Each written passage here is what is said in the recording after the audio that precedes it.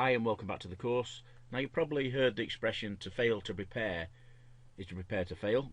Well, that's not going to happen with you here with ChatGPT, because this session is going to cover all the preparation steps we need to ensure that we've got everything in place to enable us to create really powerful and compelling copy through ChatGPT. Now there are 4 areas you're going to address so that ChatGPT has all the relevant information it needs to generate top class sales copy.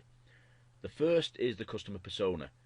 You're going to learn how to make sure ChatGPT has a full understanding of all your prospects' challenges, issues, concerns and desires, so that the copy it writes really resonates with the prospect. Next, logically I suppose, you'll feed in all the features, benefits and unique aspects of your offering so that ChatGPT can match those to your customers' needs. And once all these details are completed, we need to determine how the copy is to be structured.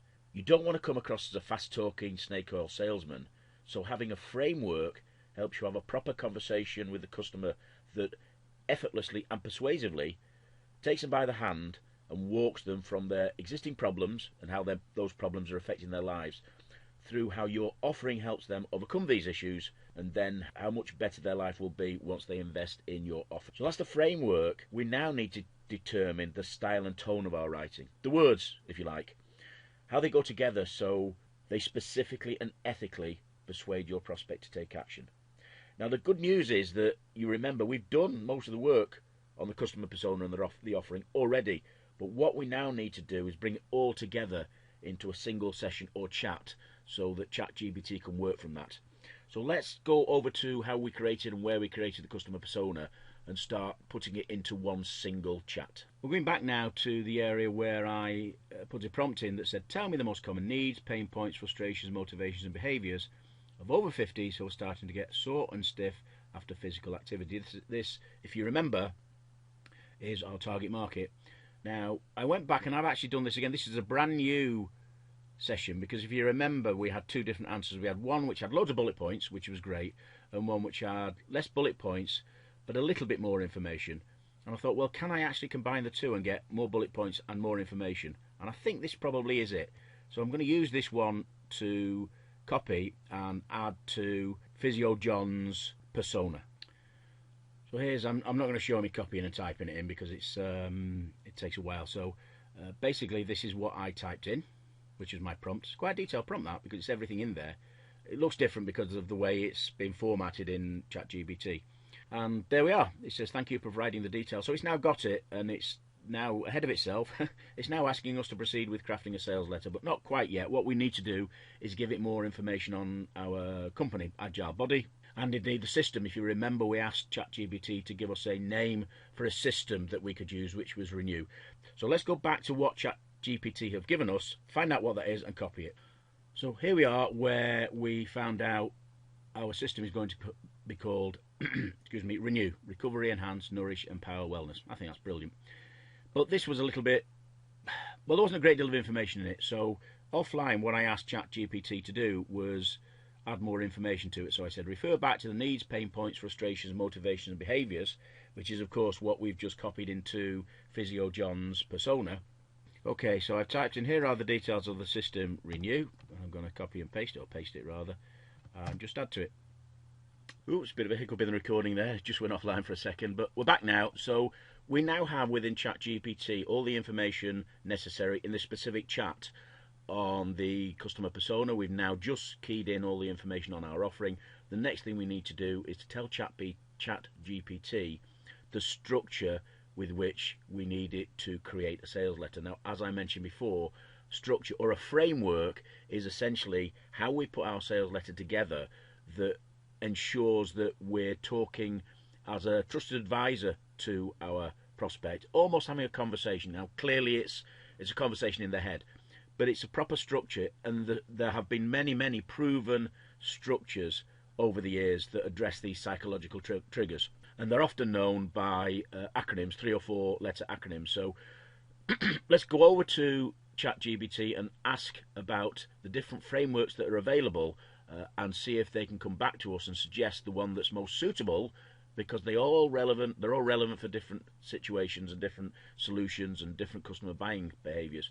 So can we find one that's relevant for our particular situation today? So I've asked ChatGPT, are you familiar with the frameworks used to construct direct sales letters? And of course it is, and it's given us a number of frameworks, some of which use the acronyms I mentioned before, and each letter in the acronym or the title represent a specific logical stage in the sales letter, such that when you're writing the sales letter, you're able to create a narrative with a natural flow which takes the reader from recognizing the problem they have, then experiencing the emotional impact it's having on their lives right now, to discovering a solution, your solution, remember, that uniquely solves the issues, and finally understanding how much better their life will be once they implement that solution.